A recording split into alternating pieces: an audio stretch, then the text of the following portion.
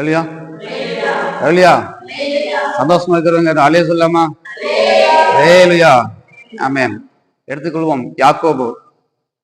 யாக்கோபு நிறுவனம் 4ஆம் அதிகாரம் 7வது வசனம். ஆகையால் தேவனுக்கு கீழ்ப்படிந்திருங்கள், பிசாசுக்கு எதிர்த்து நில்லுங்கள், அப்பொழுது உங்களை விட்டு ஓடி போவான். ஆமென். ஃபர்ஸ்ட் வார்த்தை என்ன வருது? ஆகையால் தேவனுக்கு கீழ்ப்படிந்திருங்கள். ஆமென். இந்த நாள் ஆவியா நம்மளோட பேசுகிற வார்த்தை தேவனுக்கு கீழ்ப்படிந்திருங்கள். ஆமென். நோட் பண்ணிக்கோங்க. அதுக்கு முன்னாடி ஆகையால் ஒன்று வந்திருக்கு.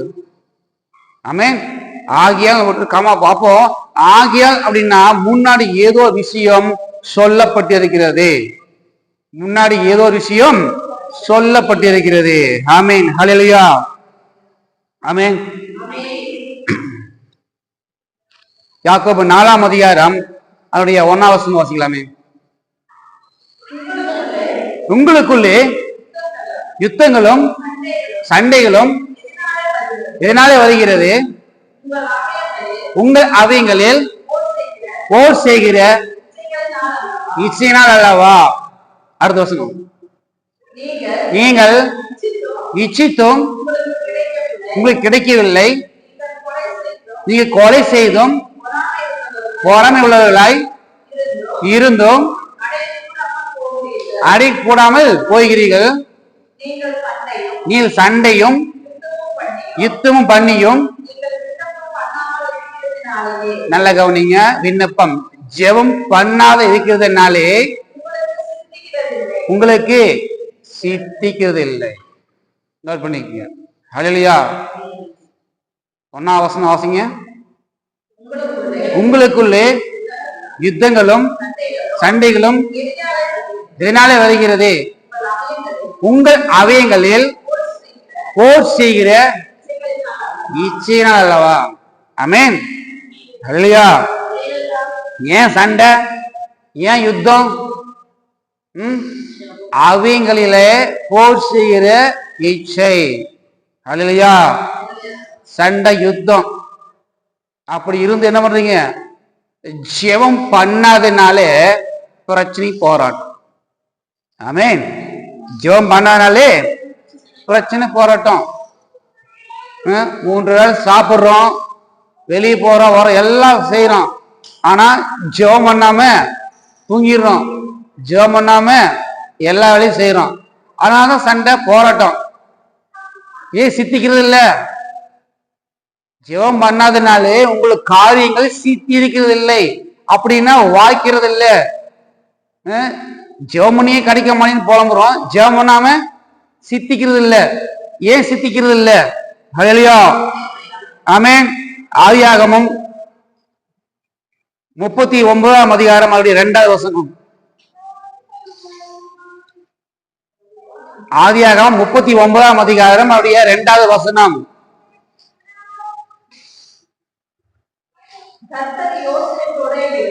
கர்த்தர் யோசேப்பு கூட இருந்தார், அவன் காரி சுத்தியவன். பாருங்க, யோசேப்பு கூட கர்த்தர் இருக்கிறனால அவன் காரி சுத்தியவனாக இருந்தான். ஆமென். நமக்கே காரியம் வாய்க்க மாட்டேங்குது, நமக்கே காரி சித்தி ஆக மாட்டேங்குது. கர்த்தர் யோசேப்போடு இருந்தார். ஜெபமானாத்தான் கர்த்தர் நம்ம கூட இருப்பாரு.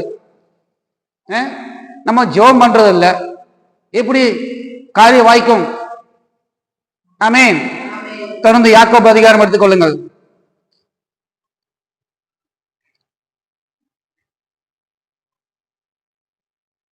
யாக்கோபு 4ஆம் அதிகாரம் அதனுடைய 3வது வசனம். நீங்கள் ஜெபம் பண்ணியும் உங்கள் இச்சையில் நிறைவேற்றும்படி செலவழிக்க வேண்டும் என்று தகாதமாய் ஜெபம் பண்றதுனால பெற்றுக்கொள்ளாமல் இருக்கிறீர்கள். நம்ம ஜெபம் எதுக்கு பண்றோம்? நம்மளோட ஆசையில் நிறைவேற்றுக்காக. அது வேணும், இது வேணும், அது வேணும், இதுக்குத்தான் ஜெபம் பண்றோமே தவிர தேவனுடைய நாம மகிமுக்காக, தேவ பிரச்சனை விளங்க முடியாத, கர்த்தர் என் கூட இருக்க முடியாத, நான் இன்னும் அதிகமா நான் ஜெபம் பண்ணணும், இன்னும் நான் அதிகமா ஆண்டோட பேசணும், இன்னும் நான் ஆண்டவருக்கு ஆவிக்கிற நான் ஆராதனை செய்யணும், ஆவிக்கிற வாழ்க்கை இன்னும் நான் முன்னேற ஜெபம் பண்ணிக்கிறோமா? இல்ல. இதுக்கு ஜெபம் பண்றே கிடையாது. வீட்டுக்காக ஜெபம் பண்ணுவோம், கடமைச்சைக்காக ஜெபம் பண்ணுவோம், கேஸ் கோர்ட்ல இருக்கு அதுக்காக ஜெபம் பண்ணுவோம், ஹாஸ்பிட்டல்ல புள்ளை இருக்கிறான்னு இதுக்காக தான் ஜெபம் பண்றோமா தவிர நம்ம என்ன பண்றோம்? இச்சித்து ஜெபம் பண்றதுனால அது வாய்க்கிறது இல்ல. ஆமென். அல்லேலூயா. ஆதியாகமம் 39ஆம் அதிகாரம் அதனுடைய 3வது வசனம். நீங்க கர்த்தர் அவரோடு இருக்கிறார் என்று அவர் செய்கிற யாம் கர்த்தர் வாய்க்கப்படுற என்று பாத்தீங்களா? அவர் என்று ஒரு புரஜாதிக்காரன் கர்த்தர் அவனோடு இருக்கிறான், அவன் செய்தெல்லாம் வாய்க்க அவன் சாட்சியா இருக்கிறான். நம்மளை பார்த்து ஏதாவது சொல்ல முடியுமா? கர்த்தர் உங்களோடு இருக்கிறாரு, எதை வச்சாலும் கை வச்சாலும் வாய்க்குது, ஜெபம் பண்ணி கொடுங்க யாருக்கும் சொல்லிக்கிறாங்களா? தேவன் அவனோடு இருக்கிறார், அவன் எது செஞ்சாலும் காரியம் வாய்க்குது. நம்ம என்ன செஞ்சு காரியம் வாய்க்குது? அவன் ஜெபமே பண்றது இல்ல. அப்படி இப்படி எடுத்துக்கொள்ளுங்க. யாக்கோபு அதிகாரம், யாக்கோபு 4ஆம் அதிகாரம் 4வது வசனம்.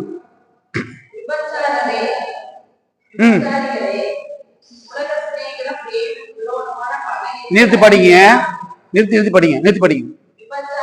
விபச்சாரரே, விபச்சாரிகளே, உலக சிநேகம் தேவனுக்கு விரோதமான பகை. நிறுத்தி படிங்க. உலக சிநேகம் தேவனுக்கு விரோதமான பகை. உலக சிநேகம்னா மச்சான், மாமன், அக்கா, அண்ணி, இவங்க எல்லாம் தான். அந்த சிநேகத்தான் நம்ம ரொம்ப முக்கியத்துவம் கொடுக்கணும். தேவனுக்கு விரோதமான பகை. நாம நினைக்கிறோம் ஐயோ நம்ம தான் அப்படின்னு. இல்ல, அவன் கூப்பிடுவாங்க பாருங்க, உங்களுக்காக முதல் பத்திரிக்கை வாழ்க்கையில நீங்க வந்தாதாங்க காரியம் ஆகுங்க, உங்களுக்காக முன்னாடி நிப்பாட்டிங்கன்னு வச்சு நமக்கு அப்படி நம்மளை போய் ஃபர்ஸ்ட் கூப்பிட்டுக்கிறாங்களே, நம்ம தான் முக்கியமா. நம்ம அப்ப கிளம்ப குடும்பத்தோட, பணம் இல்லை கடன் வாங்கியாவது கிளம்பிடுவோம் எங்கேயாவது கடை விருந்துக்கு. உலக சிநேகம் தேவனுக்கு விரோதமான பகை. தொடர்ந்து படிங்க அப்படியே கவனிங்க. ஆகையால் உலகத்துக்கும் சின்னதாக இருக்கிற உங்க குடும்பத்துக்கு, உங்க உற்றார் உறவுக்கு, சொந்த பாந்தத்துக்கு நீங்க சிநேகிக்க விரும்புகிறவன் தேவனுக்கு பகையனா இருக்கிறான். ஆமென். தொடர்ந்து படிங்க.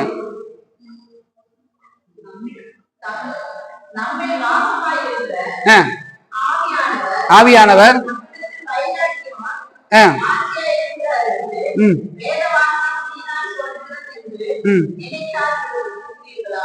பாத்தீங்களா? வைராக்கிய வாஞ்சா இருக்கிற ஆவியானவர் சொல்றாரு, நீ என்ன நினைக்கிறீங்க? உலகத்துக்கும் தேவனுக்கு விரோதமான காரியங்களை செய்யும் போது தேவன் நமக்கு என்ன இருக்கிறாராமா? கூட இல்ல, பகைனா இருக்கிறாராமா. அப்புறம் எப்படி நம்ம ஜெப விண்ணப்பத்துக்கு வலு கிடைக்கும்? உலகத்தோட ஸ்நேகம் வச்சுக்கிட்டு நம்ம போய் ஜெபம் பண்ணாம இருந்தாலும் சண்டை பம்பு எல்லாம் வருது. ஜெபம் பண்ணியும் எதுவும் வாய்க்காம இருக்குது. ஆமீன். இதெல்லாம் முன்னாடி சொன்னதுக்கு அப்புறம் தான் இப்ப படிங்க 7வது வசனம் படிங்க. பாத்தீங்களா? முன்னாடி இதெல்லாம் சொல்லிட்டாரு, சொல்லி முடிச்சதுக்கு அப்புறம் இப்ப சொல்றாரு, ஆகையால் தேவனுக்கு கீழ்ப்படிந்தது போதும். தேவனுக்கு கீழ்ப்படிங்க. என்ன சொல்றாரு? தேவனுக்கு கீழ்ப்படிங்க, ஜெபம் பண்ணுங்க, என்னோட கற்பனை கை விழுங்க, உலக சிநேகம் இருக்கக்கூடாதுன்னு சொல்றாரு. ஆமீன். உலக சிநேகம் இருக்கக்கூடாது. விபச்சாரிங்கிறாரு, விபச்சாரக்காரங்கிறாரு. நீங்க நினைக்கலாம் நான் அப்படிப்பட்ட பாவம் செஞ்ச இல்ல, நீ கீழ்ப்படியாமல் போனாமல் அதுக்கு வார்த்தை தான் சொல்றாரு. உங்கள் அவயங்களில் போர் செய்கிற இச்சை. நான் அப்படி என்ன ரொம்ப அசிங்கமா இச்சை பண்ணிச்சுன்னா நான் அப்படி இல்ல. டிவி சீரியல், வேலை, குழந்தை, இதைத்தான் பார்த்துட்டு என்ன பண்றோம்? ஜெபம் பண்ணிட்டு மறந்துடுறோம். கரெக்டா 8 மணி 9 மணி தான் அந்த டிவி சீரியலுக்கு என்ன பண்றோம்? முக்கியத்துவம் கொடுக்குது. 8 மணி கரெக்டா டிவி பக்கத்துல உட்காந்துருவது. ஆனா ஜெபத்து பக்கத்துல உட்கார்றது இல்ல, ஒரு குடும்பம் ஜெபம் பண்றது இல்ல. ஆண்டு இதை சொல்றாரு, அவங்கள பார்த்து தான் சொல்றாரு, விபச்சாரிங்கிறாரு. இங்க விபச்சாரமான தேவையில்லை, அசுத்தமான அருவப்பான காரியமான தேவையில்லை. நீங்க கர்த்தருடைய வார்த்தை கீழ்ப்படியாம ஜெபம் பண்ணாம இருந்தாவே விபச்சாரிங்கிறாரு. பாத்தீங்களா? அப்போ நம்ம எப்படிப்பட்ட காரியம் இருக்கணும்? உலக சிநேகம், மாமா மச்சான் அண்ணி மச்சினி இதெல்லாம் முக்கியத்துவம் கொடுத்தோம்னா விபச்சாரிங்கிறாரு, விபச்சாரக்காரங்கிறாரு. நான் சொல்ல வேதம் சொல்லுது. ஆமென். என்னோட பைபிள்ல அப்படித்தான் போட்டிருக்கு, உங்க பைபிள் எப்படின்னு தெரியல. ஆமென். ஹல்லேலூயா. அப்ப பாத்தீங்கன்னா உலக சிநேகம் தேவனுக்கு விரோதமான பகை. ஆகையால் பிள்ளைகளே தேவனுக்கு கீழ்ப்படிந்திருங்கள். ஹல்லேலூயா. தேவனுக்கு கீழ்ப்படிந்திருங்கள். நம்முடைய வேதத்திலேயோ எத்தனையோ பேர் தேவனுக்கு கீழ்ப்படிந்திருந்தாங்க. ஆமென். ஆவியானவர் அவர்களிலே சில பேரை உங்களுக்கு முன்காட்டி சுட்டி காட்ட விரும்புகிறார். ஹல்லேலூயா. ஆமென். ஆதியாகமம் 22ஆம் அதிகாரம் அதனுடைய 1ஆம் வசனம் 2வது வசனம். ஆதியாகமம் 22ஆம் அதிகாரம் அப்படியே 1, 2. இந்த காரியம் நடந்த பின்பு தேவன் ஆபிரகாமை சோதித்தார். எப்படி எனில் அவர் அவனை நோக்கி ஆபிரகாமே என்றார். இதோ அடியேன் என்றார். அப்போது அவர், நல்லா கவனிச்சுக்கணும், உன் புத்திரனும் உன் ஏக சுதனும் உன் நேசகுமாரன் ஆகிய ஈசாக்கை இப்போது அழைத்துக் கொண்டு மோரியா தேசத்துக்கு போய் அங்கே நான் உனக்கு குறிக்கும் மலையில் ஒன்றின் மேல் அவனை தகன பலியாக பலியிடு என்றார். போதும். 25 வருஷமா ஆபிரகாமுக்கு குழந்தை இல்லை. ஆமென். அதுக்கப்புறம் பாத்தீங்கன்னா ஆண்டவர் என்ன பண்றாரு? பிள்ளையை கொடுக்கிறாரு. ஹல்லேலூயா. அந்த பிள்ளை தான் அவனுக்கு எல்லாமே வாழ்க்கையில. ஏன்னா வயதாதி பிறந்ததுக்கு அப்புறம் அவனுக்கு செல்வம் எல்லாமே அவன் தான், சொத்து புத்தி எல்லாத்த விட அவனுக்கு எல்லாமே அவன் தான். அதான் ஆண்டவர் சொல்றாரு, உன் புத்திரன், உன்னோட பிள்ளை ஃபர்ஸ்ட். அப்புறம் கொஞ்சம் தூக்குறாரு, உன் ஏக சுதன், எல்லாத்துக்கும் அவன் தான் நினைச்சிருக்கிறீங்கள அவன். அப்ப என்ன சொல்றாரு? படிங்க. அப்ப என்ன சொல்றாரு? போதும். உன் குமாரன், உன் ஏக சுதன், உன் நேசகுமாரன், எல்லாத்தோட நீ நேசிச்சுக்கிறியே அந்த மகனை நீ எனக்காக நான் சொல்ல குறித்திருக்கிற மலையில எனக்கு என்ன பண்ணு? தகன பலியிடு. நாம என்ன பண்ணுவோம்? நீலாம் ஒரு ஆண்டவரா? வயசானதுக்கு அப்புறம் ஒரு பையனை கொடுத்துருக்கிற அவனை போய் நீ கேட்கறீங்க. வேற ஏதாவது ஆடு மாடு கேடு பலியிடுறேன், இவனா கொடுக்க முடியாது. எத்தனை வருஷமா நான் வளர்த்தி வச்சுக்கிறேன், ஒன்னே கண்ணே நிற்குது, நீ போய் கேட்கறியாப்பா? அப்படி என்ன பண்ணுவான்? ஆண்டவர் திட்டுவோம். ஆனா அவன் ஒரு பதிலும் சொல்ல. ரொம்ப ஆசை, நேசிச்ச குமாரன், ஒரே ஒரு பையன் ஆசையா வளர்த்தான். அவனுக்கு எவ்வளவோ சேவை பண்ணியிருப்பான். நேசிச்ச பையன், மனைவியோட நேசிச்சுவேன், கத்தருக்கு அடுத்தபடியே நேசிச்சுக்கிறான். இன்னும் கொஞ்சம் விட்டுருந்தா கத்தரை விட்டுட்டு இவன் தான் அப்படின்னு நினைச்சிருப்பான். அதனால ஆண்டவர் பாரு, அவனை இந்த பையனை எனக்கு கொடு. உங்களால கொடுக்க முடியுமா? அந்த மாதிரி டிவி சீரியல் பார்த்துட்டு அது விட்டு போட்டு நீ என்ன இடத்துல வான்னு சொன்னா அவன் கொடுக்க முடியுமா? முடியாது. வேலை வேலை வேலை ஓடிட்டே இருக்கிறோம், லீவ் போடுறோம், விட்டுட்டு வாங்க வர முடியுமா? வரமாட்டோம். ஏதோ ஒரு கெடா விருந்து மாமஞ்சோறு அப்படி இப்படி சொல்லிட்டு ஓடுறோமே, விட்டு போட்டு வா. என்ன இருந்தாலும் சரி, நீ என்ன எனக்கு தங்கத்தை கொடுத்தாலும் சரி, நான் ஆராதனை முடிச்சுட்டு தான் நான் அப்புறம் தான் வருவேன் நீங்க சொல்லிக்கிறேமா? ஞாயிற்றுக்கிழமை 7-8 மணிக்கு அப்படின்னா வருவோம். ஆனா ஏதோ சொந்தக்கார ஏதோ ஒரு சொல்லிட்டோம்னா சனிக்கிழமை நைட்டே போய் கொண்டுக்குவோம். எப்படி? ஞாயிற்றுக்கிழமை ஆராதனைக்கு சனிக்கிழமை ஒரு காத்திருப்பத்துல இருந்து ஜெபம் பண்ணி நாளை ஆராதனை கத்த என்னோட பேசுன்னு சொல்றது இல்லை. ஆனா ஒரு விருந்து, ஒரு ஃபெஸ்டிவல் அப்படின்னா சனிக்கிழமையும் அங்க போய் தாரா படுக்க வந்துக்கிறது அடுத்த வீட்டுல போய். அப்ப எப்படி ஆண்டவர் உங்களை ஆசீர்வதிப்பார்? இங்க பாருங்க, ஆண்டவர் இவனிடத்த காலை கேட்கல, ஆடு கேட்கல, பலி கேட்கல, உன் பையன் எனக்கு பலியா கூட கேட்கிறாரு. அப்ப அவனோட இருதயம் எப்படி இருந்திருக்கும்? எதுவுமே பேசல. ஏன்னா அது கொடுத்து ஒரு ஆண்டவர் தான். அவரு கேட்கிறாரு, கீழ் புனிச்ச போனா பாரு, அதுதான் அங்க ஆண்டவர் பாக்குறாரு. ஆமென். உடனே குடுன்னு சொன்னாரு. ஹல்லேலூயா. அடுத்து படிங்க, 3ஆம் வசனம் படிங்க. ஆபிரகாம் அதிகாலையில எழுந்து தன் கழுதையின் மேல் சேணம் கட்டி தன் வேலைக்காரர் 2 பேரையும் தன் குமார் ஈசாக்கையும் கூட்டிக் கொண்டு தகன பலிக்கு கட்டைகளை பிளந்து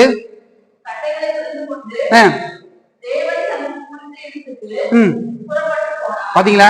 ஆமா, அதிகாலையிலேயே இறந்துட்டான். எப்ப? 10 மணிக்கா? அதிகாலையில் இருந்துட்டான். அப்ப ஆண்டவர் எப்ப சொல்லியிருப்பாரு? அவன் தூங்குனான்னு தூங்கலையா? நாம என்ன பண்ணிருப்பான்? விடிய சொல்லிட்டு ஆண்டவர்கிட்ட கொடுக்கலாமா வேண்டாமா, கொடுக்கலாமா, இப்படி யோசிச்சிருப்பான். அது ஒரு யோசனையும் பண்ணல. அதிகாலையில நேர் தெரிஞ்சிருச்சான். தன் மனைவி சாக சொல்லியிருப்பான்னு சொல்லியிருக்க மாட்டாரு. சொன்ன என்ன ஆகும்? யோ நீ வேணா ஆண்டவர் வச்சுக்கியா, எனக்கு பிள்ளையா வேணா, நீ வேணா பலியிட்டு போயிரு, உன் ஆண்டவர் நீ பலியிட்டுக்கோ, என் பையனை உடனே இப்படி சொல்லியிருக்கோம். அவர் அது கூட சொல்லல. தன் மனைவிக்கு மறைத்து வைத்து இந்த ஆண்டவரை கேட்டுட்டாரு, இந்த ஆண்டவர் கொடுக்கணும்னு சொல்லி அதிகாலையில எழுந்து கட்டை எல்லாத்தையும் கூட்டிட்டு போறாரு. பாத்தீங்களா இப்படிப்பட்ட இறுதியம்? பாத்தீங்களா அவருக்கு? அல்லேலூயா. இப்படிப்பட்ட இறுதியம். ஆதியாகமம் 22ஆம் அதிகாரம் 10ஆவது வசனம். இந்த 3ல இருந்து 9 வரைக்கும் எல்லாத்துக்கும் தெரியும். ஈசா கேப்பா, ஆபிரகாம் அப்பனே அப்படின்னு கேட்கும்போது, மகனே எல்லாமே இருக்கு, கட்டி இருக்குது, எல்லாம் கத்தி இருக்கு, நெருப்பு இருக்குது, பலிக்கு ஆடுங்க, இதெல்லாம் என்ன பண்றது? இடையில பேசிட்டு போயிட்டே இருக்கிறாங்க. கர்த்தர் பார்த்து போறப்பா அப்படியே கூட்டிட்டு போயிட்டே இருக்கிறாரு. கூட்டிட்டு போய் எல்லாம் கை காலை கட்டி பலி இடத்துல மேல வைக்கும் போது 10ஆம் வசனம் படிங்க. பின்பு ஆபிரகாம் பாருங்க, ஒரு செகண்ட் கூட மைண்ட்ல ஐயோ கொடுக்குறது எண்ணமே வரல. படிங்க. பின்பு ஆபிரகாம் தன் குமாரனை வெட்டும்படிக்கு தன் கைகளை நீட்டி கத்தியை எடுத்தான். அடுத்து அப்பொழுது கர்த்தருடைய தூதனானவர் வானத்தில் இருந்து ஆபிரகாமே ஆபிரகாமே என்று கூப்பிட்டு அவன் இதோ அடியேன் என்றான். அடுத்தது அப்பொழுது அவர் பிள்ளையாண்டன் மேல் கையை போடாதே, அவனுக்கு ஒன்றும் செய்யாதே, நீ அவனை இங்க கவனிங்க, எல்லாம் கவனிங்க. ஏற்கனவே பலியிடு சொல்லும் போது உன் புத்திர, உன் ஏக சூத, உன் நேச குமார்னு சொன்னாரு. அதே வார்த்தை இங்க அழுத்தி சொல்றாரு. படிங்க. நீ அவனை உன் புத்திரன் என்றும் உன் ஏக சூத என்றும் பாருங்க பாராமல் எனக்காக ஒப்பு கொடுத்தபடியினால் நீ தேவனுக்கு பயந்துகிற என்றும் இப்போது அந்திக்க என்றார். போதும். பாத்தீங்களா? தேவனுக்கு பயந்தா மட்டும்தான் மற்ற காரியம் செய்ய முடியும். இது கர்த்தர், நான் கர்த்தருக்கு பயப்படுறேன்னா பத்திரிக்கை கொண்டு வச்சாலும் சரிங்க, அவ்வளவுதான். சண்டே வந்துச்சா எந்த காரியத்துக்கு போக கூடாது. ஆமென். சண்டே 1 கோடி ரூபாய் வருமானம் வந்தாலும் சரி வேண்டாம். கோடி பயிலும் கர்த்தரோட வல்லமை பெரியுது. கோடி பயிலும் கர்த்தர் ரட்சித்து பெரியுது. கோடி பேர் கர்த்தரோட ரத்தத்தின் வல்லமை பெரியுது. ஆமென். நமக்காக ஜீவனை கொடுத்திருக்கிறாரு. நமக்காக ஜீவனுக்கு, அந்த ஜீவனுக்கு விலை மதிப்பே இல்ல. எத்தனை கோடி தங்கத்தை கொடுத்தாலும் அந்த ஜீவனுக்கு மதிப்பு இல்ல. விளையாடப்பட்ட ரத்தத்தை சிந்திச்சுக்கிறாரு நமக்காக, நம்ம அக்கிரமங்களுக்காக, நம்ம பாவங்களுக்காக. நம்ம ஏமாத்துறோம். நம்ம வாசப்படி சொன்ன போனா நம்ம அப்பாட்டக்கிறோம் இல்ல, குப்பை நாமெல்லாம் நமக்காக ரத்தம் செஞ்சுக்கிறாரு. நாம என்ன பண்றோம்? சண்டே கட் பண்றோம் போன்ல. இன்னைக்கு நான் லீவ் இங்க வர முடியாது, அடுத்த வாரம் வரேன். என்ன ஸ்கூலா போன் லீவ் சொல்றதுக்கு? நான் அடுத்த வாரம் வரேன் பாஸ்டர், இது லீவ் சொல்றேன். சண்டே ஸ்கூலா? அவன் ஸ்கூலுக்கே லீவ் சொல்றது கிடையாது. போன 10 வாரம் லீவ், 10 நாள் லீவு. அப்புறம் சர்ச்சுக்கு எங்க? அங்க பாருங்க, எப்படி பாருங்க வாங்க. ஒரு செகண்ட் கூட மைண்ட்ல ஒரு துளி கூட ஆண்டவர் தானே, அவர் இரக்கமுள்ளவர், தயவுள்ளவர், கிருபை உள்ளவர், மன்னிக்கிறவர். இந்த வாரம் போயிலன்னு அடுத்த வாரம் மன்னிச்சிருவாரு. அப்படியா? கணக்கு எழுதி வச்சிருப்பாரு, கணக்கு எழுதி வச்சிருப்பாரு. ஆமா, அங்க ஏப்பாரு பரலோகத்துல நோட்ல, சரி இந்த டேட் இந்த டைம்ல நீ காது குத்துக்கு போனீங்க, ஆமா இந்த டேட்டுக்கு இந்த டேட்டுக்கு நீ இங்க வந்து இடம் வந்து போனீங்க, ஆமா இந்த டேட்டுக்கு நீ கல்யாணத்துக்கு போனீங்க, ஆமா நீ எனக்கா என்ன பண்ண? இப்ப அவங்க கல்யாணத்துக்கு போனவங்க காது குத்துறவங்க வந்து உப்பு உனக்கு ரசிக்க போறாங்களா? உப்பு நீ நரகத்துக்கு போக போற, உப்பு அவங்க ஒரு காப்பாற்ற போறாங்களா? அப்புறம் ஏன் அங்க போற? ரச்சிச்சு யாரு? ரச்சிச்சு யாரு? நான் உன்னை ரச்சிச்சேன், நான் உன்னுடைய அக்கிரமம் மன்னிச்சேன், நான் உனக்கு அர்த்தத்தை செஞ்சு நான் உன்னை மீட்டெடுத்தேன். நீ ஞாயிற்றுக்கிழமை ஒரு கட் பண்ண வரவன் சேரும்னு, அதை என்ன பண்ற? அசட்டை பண்ற. ஆமென், அசட்டை பண்ற. ஹல்லேலூயா. ஆதியாகமம் 22ஆம் அதிகாரம் அதனுடைய 15ஆம் அதிகாரம் 17ஆம் வசனம். கர்த்தருடைய தூதனானவர், நல்லா கவனிங்க, இங்க பாருங்க, கர்த்தர் 2ஆயிரம் வானத்திலிருந்து ஆபிரகாமை கூப்பிட்டு, நீ பாருங்க மறுபடியும் சொல்றாரு ஆண்டவர், திரும்ப திரும்ப சொல்றாரு, உனக்கு என்ன இஷ்டமா இருக்குதோ அது தேவனுக்கு நீ விட்டு விலகும் போது கர்த்தர் உங்களோட பேசுவார், தேவன் உங்களை ஆசீர்வதிப்பார். படிங்க. நீ புத்திரன் என்றும் இயேசுவன் என்று பாராமல் ஒப்பு கொடுத்து, பாருங்க இந்த காரியத்தை நமக்கு உண்டானதை எல்லாமே எது நமக்கு பிரியமா இருக்கோ அதெல்லாம் தேவனுக்கு ஒப்பு கொடுக்கும் போது, படிங்க, நான் உன்னை ஆசீர்வதிக்கவே ஆசீர்வதித்து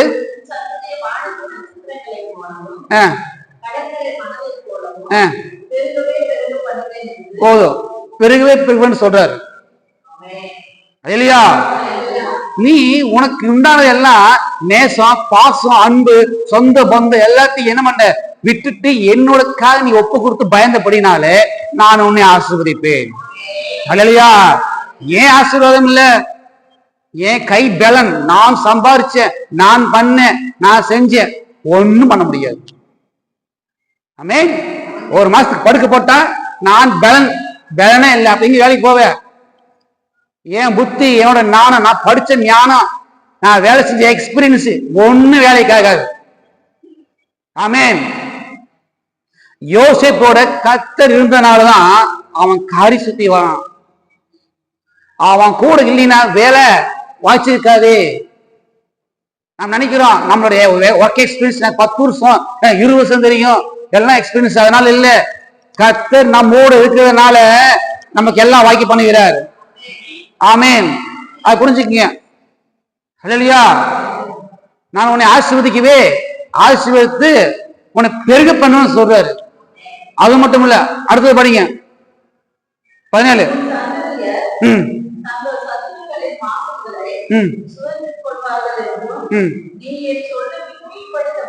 நல்ல கவனிங்க, நீ என் சொல்லுக்கு கீழ்ப்படிஞ்சபடியினாலே உன் சந்ததிக்குள் பூமியில் உள்ள சகல ஜாதிகளும் ஆசீர்வதிக்கப்படும் என்று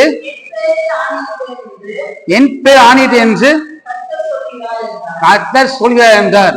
இல்லையா? இங்க கவனிங்க, எல்லாம் கவனிங்க, இங்க பாருங்களா, நீ என் சொல்லுக்கு கீழ்ப்படிஞ்சபடியினால்,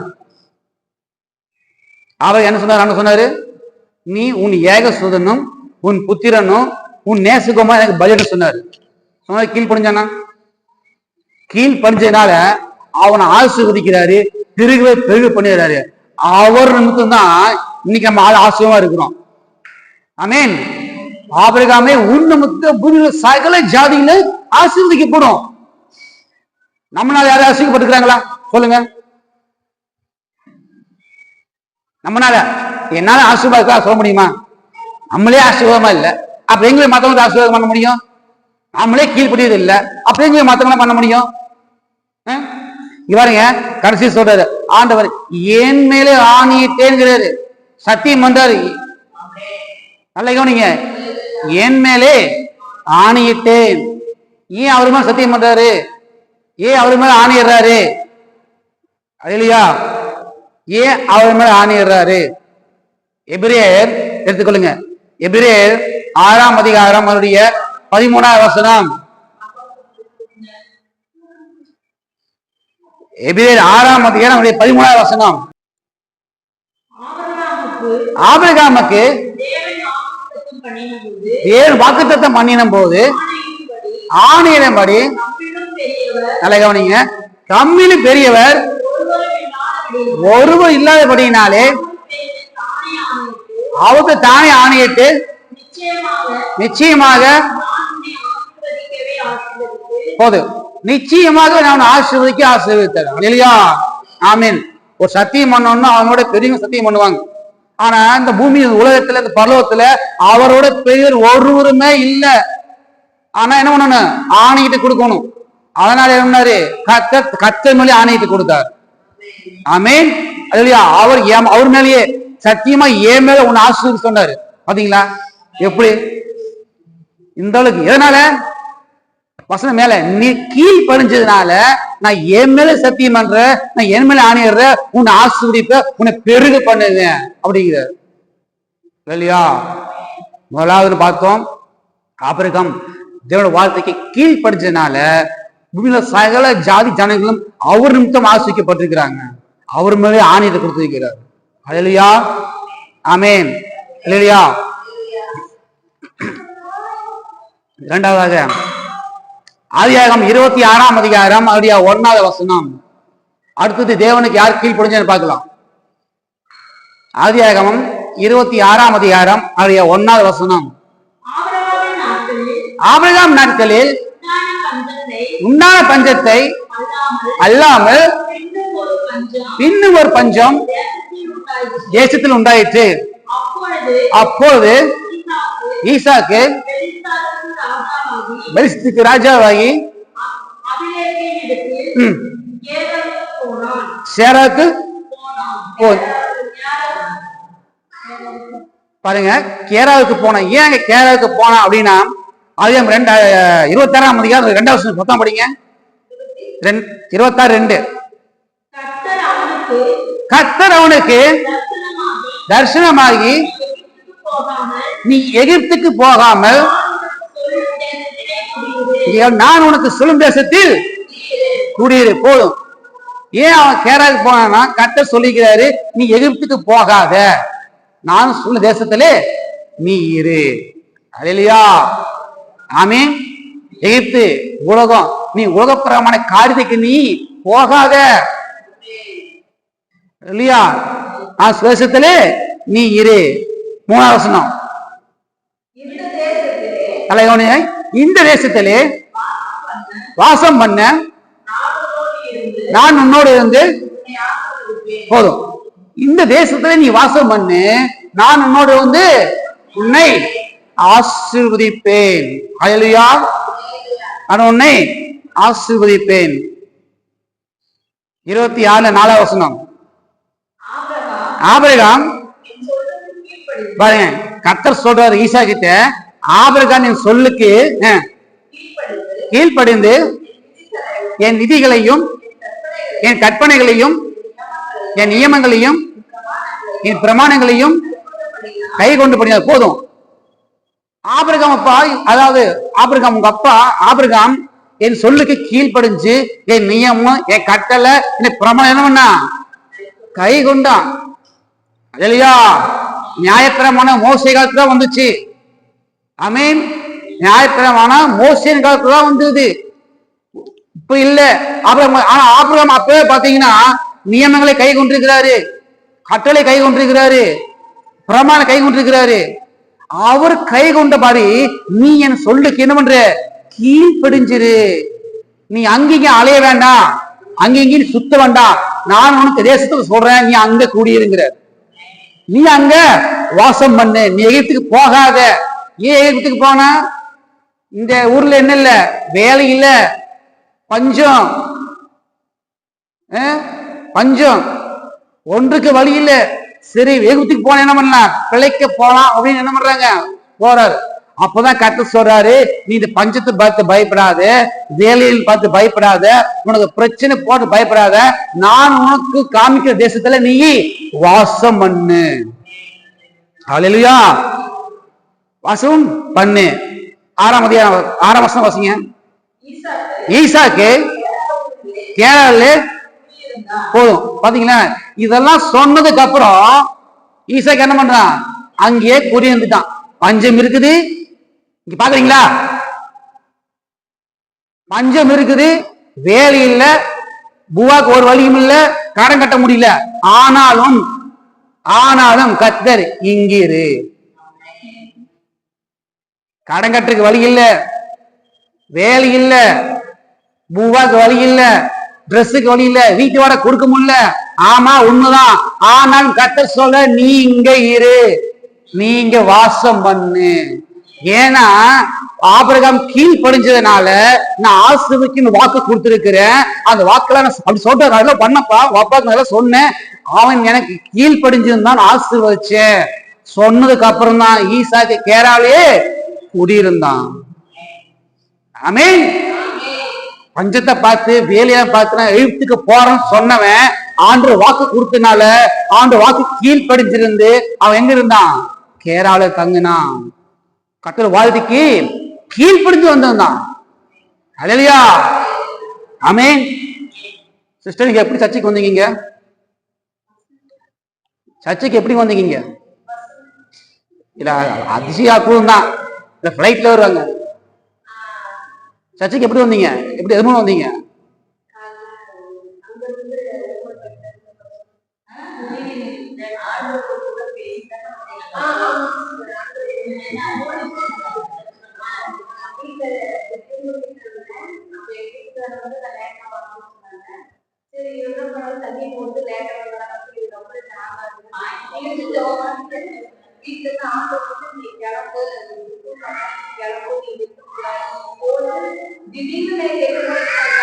ஆமீன். தேவன் உங்களோட பேசினார். இந்த சர்ச்சைக்கு இந்த ஆளுநர் சொன்னீங்க, கீழ்பிடிச்சு வந்தீங்க, கர்த்தர் உங்களை ஆசீர்வதிப்பார். ஆமீன். தேவனோட சொல்லுக்கு நீ கீழ்படிஞ்சு இவ்வளவு தூரமா, ஆமீன், டிராவல்ஸ் 2.5 மணி நேரம் டிராவல்ஸ் நீங்க வரீங்க. அங்கிருந்து இவ்வளவு தூரமா உங்க வீட்டு பத்தி எத்தனையோ ஆலயம்லாம் இருக்கு. ஆமீன். அங்க இருந்து இங்க வருவதற்கு 3 மணி நேரம் ஆகும். ஆனாலும் கர்த்தர் வார்த்தை கீழ்பிடிச்சு வந்துட்டு இருக்கிறீங்களே, கர்த்தர் உங்களை குடும்பத்தை எல்லாத்தையும் கர்த்தர் உங்களை ஆசீர்வதிப்பார். ஆமீன். தேவனோட சொல்லுக்கு நீ கீழ்பிடிச்சு வந்ததுனாலே அந்த ஆபிரகாம் கொடுத்த அந்த ஆணையின் பிரகாரமாக உங்களை ஆசீர்வதிப்பார். ஆமீன். ஹல்லேலூயா. ஆமீன். நான் ஒரு சின்ன சாட்சி சொல்லணும், வேற வழி இல்ல, சொல்லித்தான். ஏன்னா இது தேவனுக்கு கீழ்ப்படிஞ்சு அப்படிங்கனால நான் சாட்சி சொல்ல வேண்டும். சுருக்கமா சொல்லி முடிக்கிறேன். ஆமீன். ஹல்லேலூயா. எனக்கு தெரிஞ்ச ஒரு சகோதரி, ஒரு குடும்பம் இருக்கு. அந்த சகோதரி நல்ல கர்த்தருக்குள்ள நல்லா தேர்னானது. அவரோட ஹஸ்பண்ட் பாத்தீங்கன்னா ரொம்ப பயங்கரமா குடிப்பாரு. குடி சாதாரண குடி இல்ல, ஃபுல்லா குடிப்பாரு. வாங்குற சம்பளம் எல்லாமே என்ன பண்ணுவாரு? குடிச்சே அழிச்சிருவாரு. சம்பளம் வாங்குறதுக்கு முன்னாடி எல்லாத்தையும் என்ன பண்ணுவாரு? கடன் வாங்கி குடிச்சிருவாரு. அப்புறம் சம்பளம் வந்ததுக்கு அப்புறம் ஒண்ணுமே இருக்காது. ஹல்லேலூயா. அப்படிப்பட்ட மனுஷன். ஆமா, வீட்டுக்கு போனா என்ன சண்டை ரவுசு தான், அடி உததான். அடின்னா அடி, சாதன அடி இல்ல, இருமடி தான். ஆமீன். எல்லாவற்றுக்கும் அந்த சகோதரி பொறுத்து கொண்டிருந்தாள். ஹல்லேலூயா. ஒரு முறை தேவன்கிட்ட அந்த சகோதரி கேட்கும் போது, ஏன்டா எனக்கு இந்த மனுஷனை கொடுத்தீங்க, போய் வேற கொடுத்துக்கலாம்ல, வாழ்க்கை சிலிஞ்சு போச்சு அப்படிங்கும் போது, நான் உன்னையும் ஆசீர்வதிப்பேன், அவனையும் ஆசீர்வதிப்பேன், நீ அடங்கியிரு. ஆமீன். அந்த வார்த்தை சொன்னதுக்கு அப்புறம் அந்த சகோதரி அதுக்கப்புறம் என்னமா ரொம்ப பொறுமையா இருந்து தேவ சமூகத்துல சொன்ன வார்த்தை கீழ்ப்படிஞ்சிருந்து ஜெபம் பண்ணிட்டு இருந்தான். ஆமீன். ஆனாலும் ஒப்பு கொடுத்ததுக்கு அப்புறம் பார்த்தா அந்த மனுஷனோட அக்கிரமம் தாங்க முடியல. இன்னும் குடிதான். ஆமீன். ஹல்லேலூயா. ஆசையா வீட்டுக்கு ஒரு பொருள் வாங்கிட்டு வந்து சண்டை வந்ததுக்கு அப்புறம் அந்த பொருள் என்ன ஆகும்? இருக்கவே இருக்காது. எல்லாம் அப்படியே பிச்சு பஞ்சு நூலா போயிரும். குடும்பத்துல சண்டை சண்டை சண்டை, அடி உததான். ஆனாலும் இந்த சகோதரி தேவ சமூகத்துல கண்ணீரோடு ஜெபிச்சு கொண்டு, ஆண்டவரே இந்த மனுஷன் எனக்கு இப்படி கொடுத்தீங்க, இந்த மனுஷன் இப்படி இருக்கிறானே, இந்த மனுஷனை திருத்த உம்மால கூடும் ஆண்டவரே, அழுது புலம்புனா. ஆனாலும் எவ்வளவுக்களோ அந்த சகோதரி ஜெபம் பண்றாங்களோ அவ்வளவுக்களோ அந்த மனுஷன் திருந்தவே இல்லை. ஆமீன். ஒரு மிருகத்துக்கு கூட என்ன இருக்கும்? இதயத்துல இரக்கம் இருக்கும். ஆனா மனுஷனுக்கு இரக்கமே இருக்காதே. ஆமீன். அடினா நம்மளே பிடிப்பான், சாதாரணம் அடிப்போம். ஆனா அந்த மனசுல அப்படி இல்லை, அடிச்சா அப்படி உயிர் போயிரும். அப்படிப்பட்டதான அந்த இது வலி. ஆமீன். ஒரு நாள் கர்த்தர் அவனை சந்தித்தார். அல்லேலூயா. எல்லா குடிப்பத்திலிருந்தும், எல்லா அக்கிரம பாவங்களிலிருந்தும், எல்லாவற்றிலிருந்து அவனை ரட்சித்தார். அல்லேலூயா. ஆமீன். அந்த சகோதரி நினைச்ச மாதிரி, கர்த்தர் சொன்ன மாதிரி, கர்த்தர் வாழ்க்கைக்கு கீழ்ப்படிஞ்சு இருந்ததுனால இப்போ அந்த சகோதரன் சகோதரன் ஆசீர்வாதமா இருக்கிறாங்க. அல்லேலூயா. ஆமீன். அதுல யாரும் இல்ல, இந்த அடியன் தான். ஆமீன். இந்த அடியன் தான். அதை கேட்ட மனுஷன் நான் தான். மனைவி போட்டு அடிப்பேன், கோதில அடிப்பேன், துன்புறுத்துவேன். ஆமா, வாங்குற சம்பளம் எல்லாம் இது குடிக்கே போயிரும். ஆனா கர்த்தர் எனக்கு கொடுத்த மனைவி பெருமை சொல்ல கிடையாது, எனக்கு அருமையான ஒரு மனைவியை கொடுத்துக்கிறேன் ஆண்டவர். ஆமீன். வேறொருத்தையும் தான் ஓப்பனா போயிட்டு சொல்ற, வேறொருத்த கண்டிப்பா விவாதத்தை பண்ணிட்டு வேற ஒரு நல்ல மனுஷனை பார்த்து கல்யாணம் பண்ணி போயிடுவாங்க. ஆனா இந்த மனுஷி தேவனோட வார்த்தை கீழ்ப்படிஞ்சதுனால என்னை திருத்தி உங்களுக்கு முன்னாடி ஊழியக்காக நிப்பாட்டிக்கிறார். ஆமீன். இல்லையா? எனக்கே ஒரு இது, நாள திருந்துவனா மனுஷனே இல்லை, நாள திருந்துவனா அப்படி. ஆனா கர்த்தர் ரட்சிச்சார். காரணம் என்ன? மனைவி கீழ்ப்படிஞ்சதுனால இவனை மாத்துவேன், உன்னை ஆசிரியப்பேன் சொன்னதுனால, சொல்ல வார்த்தை கீழ்ப்படிஞ்சதுனால என்னை ஆண்டவர் ரட்சித்தார், தொட்டார். ஆமீன். கர்த்தர் உங்கள் வார்த்தையை அற்புத விஷயங்கள் செய்வார். ஹல்லேலூயா. ஆமீன். பிலிப்பியர் 2ஆம் அதிகாரம் அவருடைய 5வது வசனம். அடுத்து யாரு கர்த்தர் கீழ்ப்படிஞ்சு பாருங்க. பிலிப்பியர் 2ஆம் அதிகாரம் அவருடைய 5வது வசனம். பிலிப்பியர் 2ஆம் அதிகாரம் 5வது வசனம்.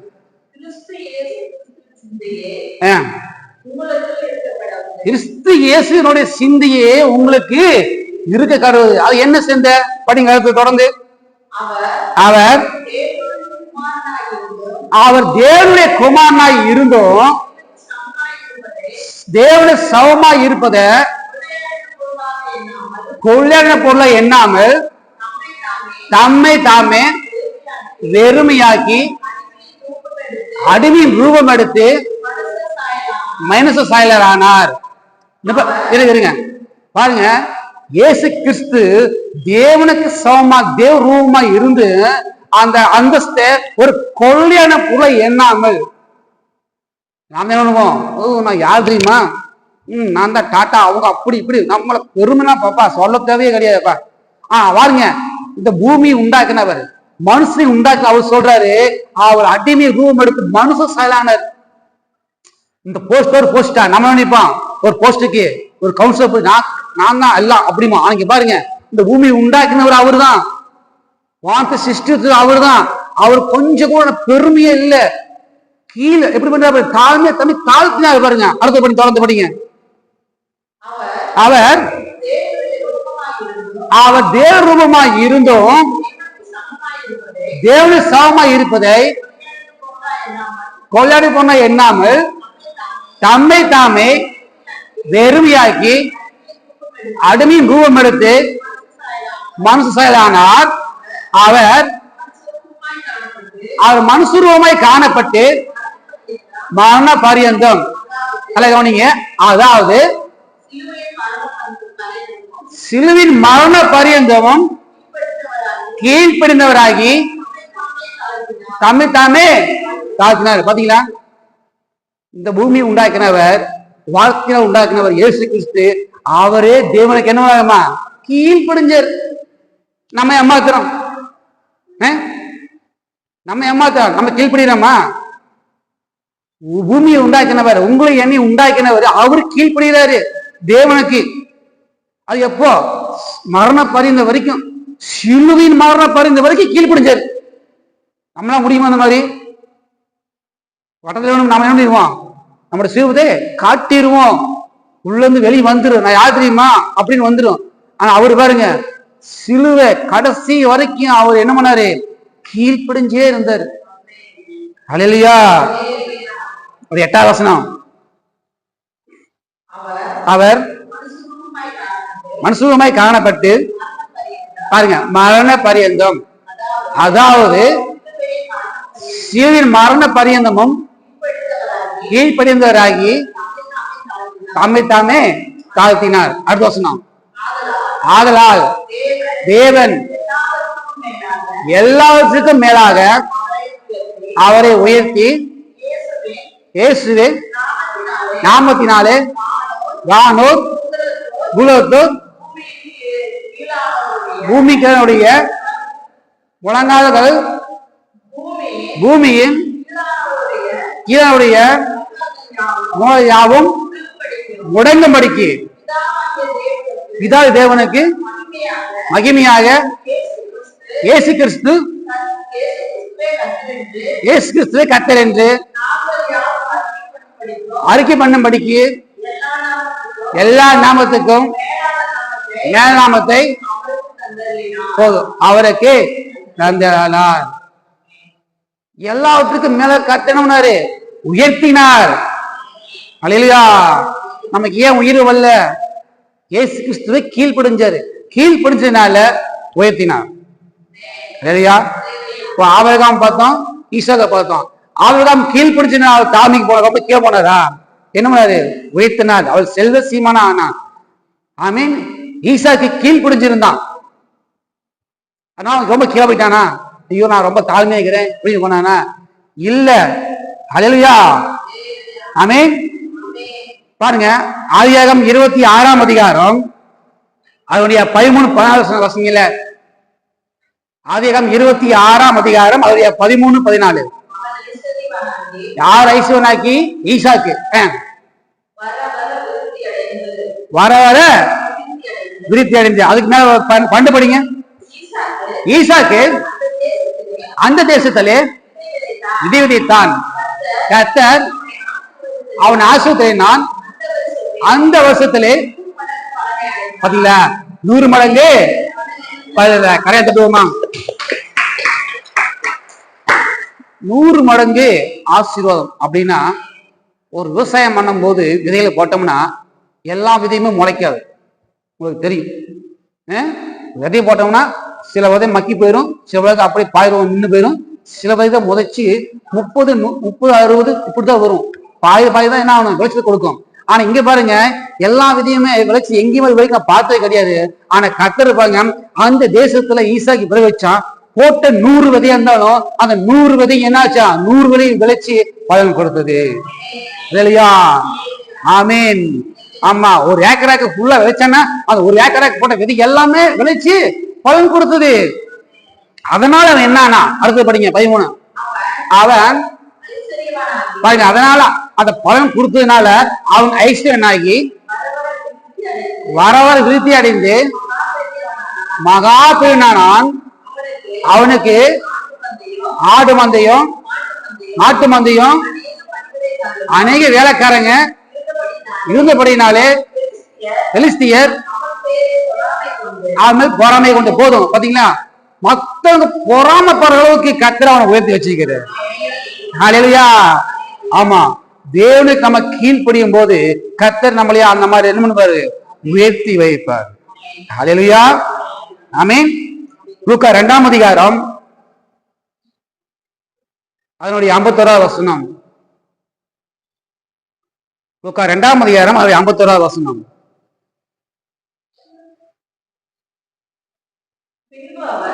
நல்ல கவனிங்க, எல்லாரும் கவனிங்க. பின்பு அவர் அதோட கூட போய் நாசரேத் ஊரில் சேர்ந்து. போதும், அவர்களுக்கு கீழ்ப்படி இருந்தாங்க. எல்லாம் கவனிங்க. அவர்களுக்கு அப்படின்னா பெற்றோர்களுக்கு என்ன? நம்ம இயேசு கிறிஸ்து கீழ்ப்படிஞ்சிருந்தாரு. அவர் வாலிப வயசுலயும் அவர் தேவனுக்கு கீழ்ப்படிந்தார். அவர் சிறு பிள்ளை வயசுலயும் என்ன கீழ்ப்படிமா? பெற்றோர் கீழ்ப்படிந்திருந்தார். நம்ம ஊழியங்க அந்த மாதிரி பெற்றோர் கீழ்ப்படுகிறாங்களா? இப்பதான் கேட்கிறேன், கீழ்ப்படுகிறாங்களா? ஏன்? ஏன்னா பெற்றோர் யாரும் தேவனுக்கு கீழ்ப்படியதில்லை. இல்லையா? தேவனுக்கு பெற்றோர் கீழ்ப்படிஞ்சு அவங்களோட நியமங்களை எல்லாம் கை கொண்டா மட்டும்தான் அத பிள்ளைகளை என்னவாங்க, அவங்களுக்கு கீழ்ப்படிவாங்க. நம்ம மட்டும் கமெண்ட் பண்றோம், ஆண்டவரே என் புள்ள கீழ்ப்படியவே மாட்டேங்கிறான், ஜெபம் பண்ணவே மாட்டேங்கிறான், சர்ச்சைக்கு வரவே மாட்டேங்கிறான், எதையுமே படிக்கவே மாட்டேங்கிறான். அப்படின்னு நம்ம ஆண்டைக்கு ஒரு அவனை திருத்துங்க ஆண்டவரே, அவனை கொட்டுங்க ஆண்டவரே, அவனை மண்டையில அடிங்க ஆண்டவர். நம்ம அம்மா வந்து என்ன பண்றோம், ஆண்டவருக்கு ஜெபம் பண்றான். ஆனா நம்ம என்ன பண்றோம், பெற்றோரு நம்ம கீழ்படியது இல்லை, நம்ம ஜெபம் பண்றது இல்லை, அதிகாரம் நம்பிக்கை இல்லை, பிள்ளைக்குமே நாம கோட்டை தூங்கிடுறோம். அப்படி எப்படி நம்ம ஆண்டது கொண்டுவாரு, முதல் நம்ம கீழ்படியணும்.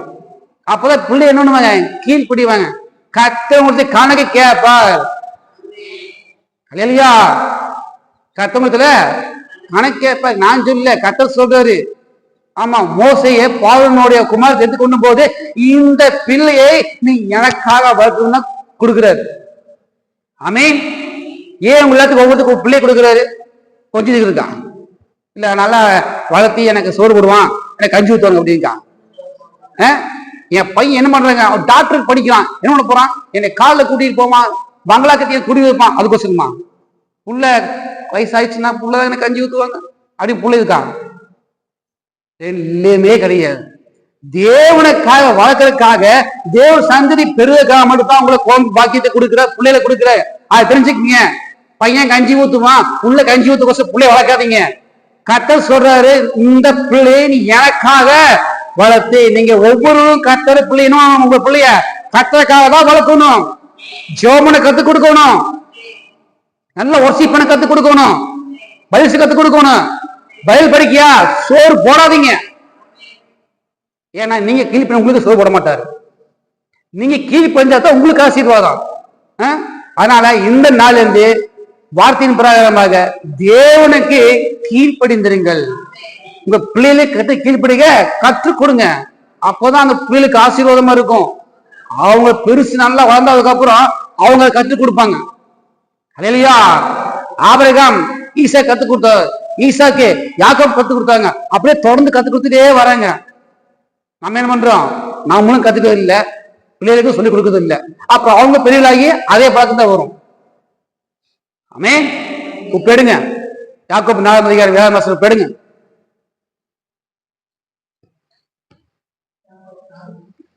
நாலு 7 வசனம். யாக்கோபு 4 அதிகாரம் 7 வசனம் பாருங்க, நிறுத்தி படிங்க. ஆகையால் இது எல்லாம் சொல்லிட்டாரு. ஆகையால் சபையே தேவனுக்கு கீழ்ப்படிந்திருங்கள். தொடர்ந்து படிங்க. தேவ கீழ்ப்படிந்திருங்கள்.